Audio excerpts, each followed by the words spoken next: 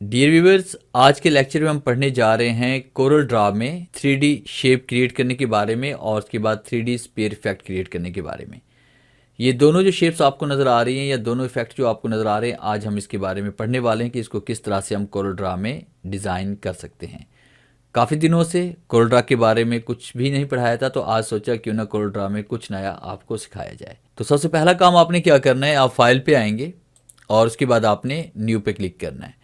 और न्यू पे क्लिक करने के बाद यहाँ पे आपने A4 साइज़ या नॉर्मल जो आपके पास साइज़ है वही आप यहाँ से ले लें। जैसे मैं यहाँ पे ले रहा हूँ इसमें 7.75/11 और ओके क्लिक करेंगे तो यहाँ पे एक न्यू फाइल आपको मिल जाएगी। वरना आप साइज़ यहाँ पे क्लिक करके भी इसको आप चेंज कर सकते हैं। जैसे फर्स्ट के मैंने यहाँ पे A4 साइज़ ले लिया। मेरा मशवरा यही कि शुरू में आपने इसमें बड़ा पेज ले लें A4 साइज़, ताकि आप एक मुकम्मल इफेक्ट अप्लाई कर लें। फिर उसके बाद आप इसको रिसाइज़ कर सकते हैं ताकि आपका जो इफेक्ट है वो अच्छी तरह से नज़र आए। अब उसके बाद आपने टूल बॉक्स से रेक्टेंगल पे क्लिक करना है और उसके बाद आपने कंट्रोल के साथ आपने यहाँ पे एक बॉक्स इस तरह से क्रिएट कर लेना है। और उसके बाद फिर आपने क्या करना है कि यहाँ पे हम कलर्स में फिल करेंगे। कलर आपने जो लेना है वो यहाँ से आपने ये डार्क कलर लेना है, ये वाला, यानी सियान, मजेंडा, येलो और ब्लैक कलर 100% इसमें आपको जो नज़र आ रहा है यही कलर आप सिलेक्ट करेंगे। और उसके बाद फिर आपने यहाँ पे राइट क्लिक करके इसकी आउटलाइन को रिमूव कर लेना है। यहाँ पे हम राइट क्लिक करके भी आउटलाइन को रिमूव कर सकते हैं और उसके बाद कलर बार से भी यहाँ पे राइट क्लिक करके भी आउटलाइन को रिमूव कर सकते हैं। फिर उसके बाद आपने यहाँ पे ट्रांसपेरेंसी टूल पे आना है। अगर आपके पास लेटेस्ट वर्जन है तो ट्रांसपेरेंसी टूल आपको इस तरह से नज़र आएगा। अगर आपके पास ओल्ड वर्जन है तो ट्रांसपेरेंसी टूल आपको किसी और तरह से, किसी और शेप में नज़र आएगा। तो जैसे आप कर्सर को इस पे लेके आएंगे तो आपके पास यहाँ पे इसकी कमांड का नेम शो हो जाएगा, जिससे पता चलेगा कि ये ट्रांसपेरेंसी टूल ही है। अब यहाँ पे क्लिक करें। क्लिक करने के बाद आपने इस तरह से यहाँ पे इसमें इफेक्ट अप्लाई कर लेना है। और इस तरह से इफेक्ट अप्लाई करने के बाद फिर आपने कहाँ पे जाना है कि आपने पिक टूल पे जाना है। पिक टूल पे जाने के बाद फिर हम यहाँ पे इसमें जाएंगे इफेक्ट पे और उसके बाद पॉइंटलाइजर पे हम क्लिक करेंगे। जो लास्ट कमांड है इफेक्ट मेन्यू की, आपके सामने डायलॉग बॉक्स ओपन हो जाएगा और उसके बाद शेप में से आप सेलेक्ट कर लेंगे यहाँ पे सर्कल और अप्लाई पे क्लिक करेंगे। आपके पास ये इफेक्ट अप्लाई हो जाएगा। इसको थोड़ा सा मूव करेंगे तो आपको ये इफेक्ट इस तरह से नज़र आएगा। उसके बाद F2 प्रेस करते हैं, जूम इन कर लेते हैं ताकि इसको हम और करीब से देख सकें। और आपने यहाँ पे क्लिक करना है इलिप्स टूल पे, दायरे पे हम क्लिक करेंगे या कीबोर्ड से F7 हम प्रेस करेंगे कि कंट्रोल प्रेस करते हुए हमने यहाँ पे दायरा क्रिएट करना है ताकि ये बिल्कुल गुलाई में आपके पास आए। उसके बाद फिर आपने पिक टूल पे क्लिक करना है और दोबारा हम जाएंगे इसमें इफेक्ट पे और उसके बाद यहाँ पे क्लिक करेंगे लेंस कमांड पे और या आप Alt F3 प्रेस करेंगे। आपके सामने डायलॉग बॉक्स ओपन हो जाएगा और उसके बाद फिर हमने क्या करना है कि यहाँ पे हम क्लिक करेंगे। इसमें देखिए हमारे पास जो कमांड हमें चाहिए वो फिश आई चाहिए। आपने देखिए इस दायरे पे आप क्लिक कर लेना है, आपने फिश आई पे आप क्लिक करेंगे और उसके बाद फिर आपने क्या करना है कि इसको उठाकर यहाँ पे एडजस्ट करेंगे इस तरह से।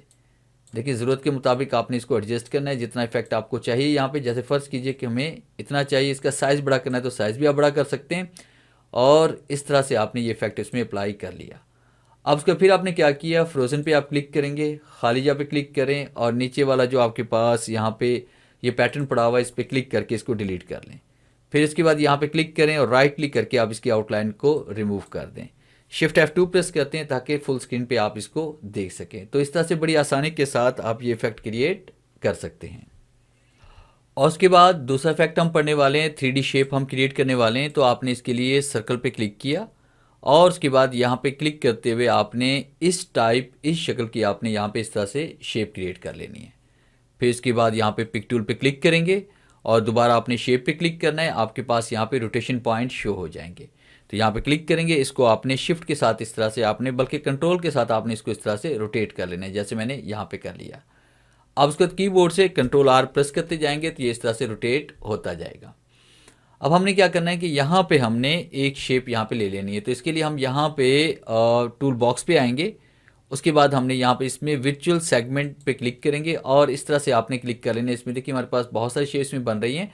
तो मैंने यहाँ पे क्लिक किया, ये क्लिक कर लिया, इस तरह से मैंने एक शेप यहाँ पे ले ली। और शेप लेने के बाद फिर हम यहाँ पे क्लिक करते हैं इसके अंदर स्मार्ट फिल टूल के ऊपर और यहाँ पे क्लिक कर लेते हैं तो इसमें कलर फिल हो जाएगा। और कीबोर्ड से F3 प्रेस करते हैं, जूम आउट करते हैं और बाकी जो शेप्स एक्स्ट्रा हैं उन सबको आपने यहाँ पे ऐसे डिलीट कर देना है। अब यहाँ पे हम क्लिक करते हैं और क्लिक करने के बाद आप इसके अंदर मल्टी कलर्स में फिल करें। जैसे हम यहाँ पे इंटरेक्टिव फिल पे क्लिक करते हैं और यहाँ पे क्लिक करके आपने इसमें कलर इस तरह से फिल करना है। इस पॉइंट पे हम क्लिक करेंगे, यहाँ पे कलर हम फ़र्ज़ कीजिए कि रेड फिल कर रहे हैं, दरमियान में डबल क्लिक करेंगे और यहाँ पे हम येलो फिल कर लेते हैं। फिर उसके बाद एंड वाले पॉइंट पे क्लिक करेंगे और यहाँ पे रेड कलर इसमें फिल कर लेंगे। इस तरह से आपने इसमें कलर फिल कर लेना है। फिर उसके बाद इसी शेप पे हम क्लिक करेंगे और ये जो आप देखें, जैसे हम पहले क्लिक करते हैं तो सिलेक्शन पॉइंट आते हैं, जब दोबारा क्लिक करते हैं तो इसमें देखिए हमारे पास यहाँ पे ये सेंटर पॉइंट, इसमें रोटेशन पॉइंट आ रहे हैं और यहाँ पे सेंटर लिखा हुआ है। इसी को उठाकर आपने यहाँ पे इसके सेंटर में लेके आना है। देखिए यहाँ पे सेंटर लिखा हुआ आपको नज़र आ रहा है। फिर हम यहाँ पे क्लिक करते हैं और उसके बाद आपने यहाँ पे कंट्रोल के साथ आपने इसको इस तरह से रोटेट करना है। ये देखें इस तरह से, और कीबोर्ड से control R control R control R control R control R हम प्रेस करेंगे तो आपको इस तरह से यहाँ पे शेप मिल जाएगी। F3 प्रेस करते हैं, इसको सिलेक्ट करते हैं, राइट क्लिक करके आप इसकी आउटलाइन को रिमूव कर लें तो ये देखिए आपके पास यहाँ पे एक खूबसूरत सा 3D इफेक्ट आपके पास यहाँ पे बन चुका है, वो भी चंद एक मिनट्स के अंदर। इस तरह से देखिए मैंने आपको आज पढ़ाया कि इसमें आपने ये स्फीयर इफेक्ट और उसके बाद ये 3D शेप आप किस तरह से क्रिएट कर सकते हैं। तो ये था मेरा आज का लेक्चर, जिसमें मैंने आपको कोरोड्रा के बारे में कुछ अट्रैक्टिव 3D मॉडल बनाने के बारे में पढ़ाया। उम्मीद है आज के इस लेक्चर में ज़रूर कुछ नया सीखने को मिला होगा। वीडियो अच्छी लगी है तो इसे लाइक कीजिए और अपने दोस्तों के साथ शेयर कीजिए। मिलते हैं हम नेक्स्ट लेक्चर में, तब तक के लिए गुड बाय।